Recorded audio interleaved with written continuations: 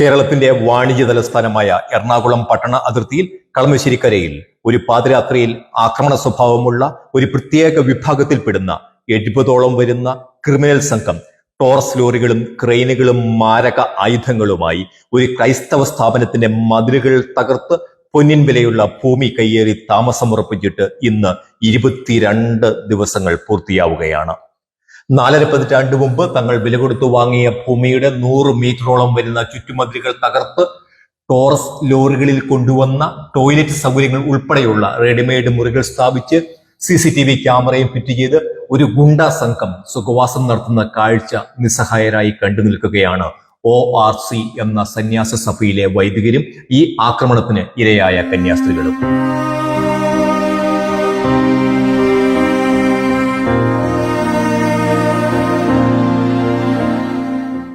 മനസാക്ഷിയുള്ളവരുടെ രക്തം തിളയ്ക്കുന്ന ഈ കിരാത ആക്രമണത്തിന് ശേഷം ഇവിടെ തളം കെട്ടി നിൽക്കുന്നത് ഭയപ്പെടുത്തുന്ന ഒരു നിശബ്ദതയാണ്.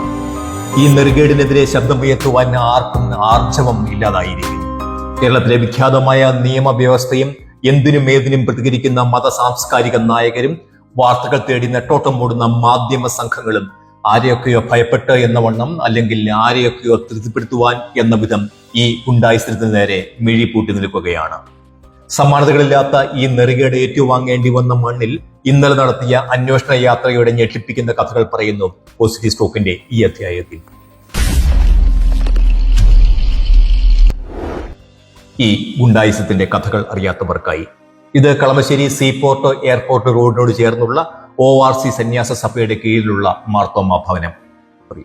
ഈ സന്യാസ സമൂഹം 1980കളുടെ തുടക്കത്തിൽ പലരുടെ പക്കൽ നിന്നും വാങ്ങിയ 16 ഏക്കർ ഭൂമിയിലെ 6 ഏക്കറിന്റെ ആദ്യ ഉടമയായ ഹനീഫ എന്ന വ്യക്തിയുടെ മക്കൾ 2010 ഈ വസ്തു അതിന്റെ യഥാർത്ഥ ഉടമസ്ഥരായ മാർത്തോമ ഭവന അധികൃതർ അറിയാതെ മറ്റൊരാൾക്ക് മറിച്ചുവിറ്റ ഒരു മായാജാലം അരങ്ങേറിയതോടെയാണ് വിവാദങ്ങളുടെ തുടക്കം.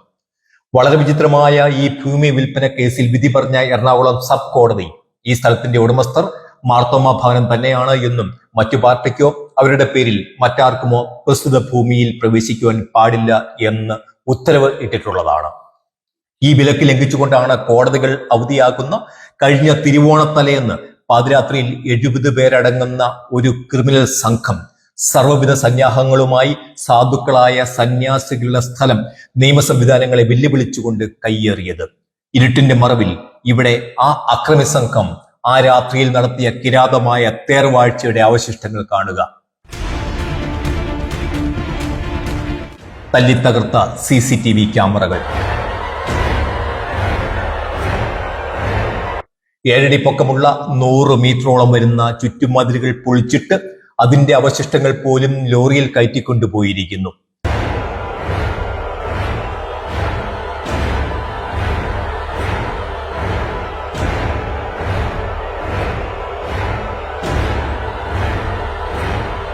ടോറസ് ലോറികളിൽ കൊണ്ടുവന്ന റെഡിമെയ്ഡ് മുറികൾ ഗേറ്റിന്റെ മുമ്പിലും പുരയിടത്തിന്റെ ഉള്ളിലും സ്ഥാപിച്ചിരിക്കുന്നു.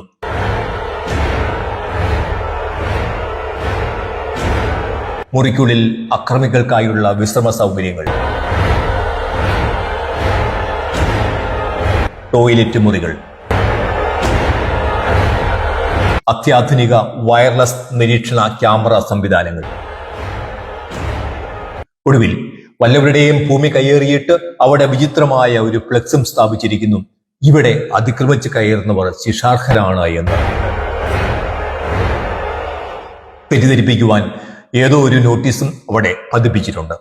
കോടതി അടക്കം വെല്ലുവിളിച്ചുകൊണ്ട് ഒരു മതസ്ഥാപനത്തിന്റെ ഇത്രയും പഴക്കമുള്ള 45 വർഷമായിട്ട് പഴക്കമുള്ള മതില് ഇരുട്ടിന്റെ മറവില് ആരും കാണാതെ രാത്രിയിൽ വന്ന് ഇടിച്ചു നിരത്തുക, അന്യായമായിട്ട് കയ്യേറുക, അതിക്രമിച്ച് കയറുക, ഇവിടുത്തെ CCTV ക്യാമറ നശിപ്പിക്കുക, ഇത് നമുക്ക് ചിന്തിക്കാൻ പറ്റില്ല. സിനിമയിലൊക്കെയാണ് നമ്മൾ ഇങ്ങനത്തെ കാര്യങ്ങളൊക്കെ കണ്ടുള്ളൂ.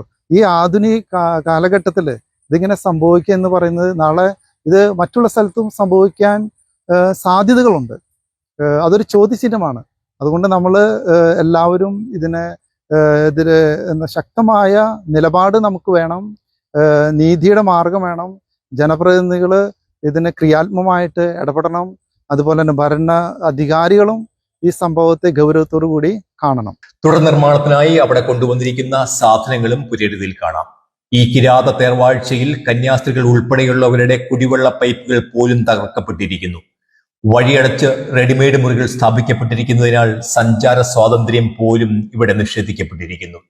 സ്ഥലമുടമസ്ഥരായ ORC സന്യാസ സമൂഹം ഇവിടെ നിയമ സംവിധാനങ്ങളെ വിശ്വസിച്ച് അക്രമം നടന്ന ആദ്യ ദിവസങ്ങളിൽ ക്രൈസ്തവോചിതമായ സംയമനം പാലിച്ചുവെങ്കിലും ജില്ലാ കളക്ടർ ഉൾപ്പെടെയുള്ളവരുടെ ഉത്തരവുകൾ നടപ്പിലാക്കുവാൻ നാളിതുവരെ ഇവിടുത്തെ പോലീസ് സംവിധാനങ്ങൾക്ക് പോലും ആയിട്ടില്ല. കപട മതസൗഹാർദ്ദത്തിന്റെ മേലങ്കി അണിഞ്ഞ് ഇവിടെ എല്ലാവരും നിഗൂഢമായ മൗനത്തിലാണ്. ഒരു പ്രത്യേക വിഭാഗത്തിന്റെ അനുഗ്രഹ ആശീർവാദത്തോടെ കളമശ്ശേരിയിലെ അഴിഞ്ഞാടിയ ആക്രമണികളെ മൗനം കൊണ്ട് പ്രോത്സാഹിപ്പിക്കുമ്പോൾ ഈ നിശബ്ദതയുടെ ഭാരം നമ്മുടെ ജനാധിപത്യത്തിൽ ഒരു കറയായി നിലനിൽക്കും. ഈ കയ്യേറ്റക്കാരെ എത്രയും വേഗം ഒഴിപ്പിച്ച് നീതി നടപ്പിലാക്കുന്നില്ല എങ്കിൽ കളമശ്ശേരികൾ കേരളത്തിൽ ഒരു തുടർ കഥയാകും. ഉറങ്ങുന്നവരെ ഉണരുക, കള്ളന്മാർ നിങ്ങളുടെ വീട്ടുപടിക്കൽ തക്കം പാർത്തിരിക്കുന്നു. നന്ദി.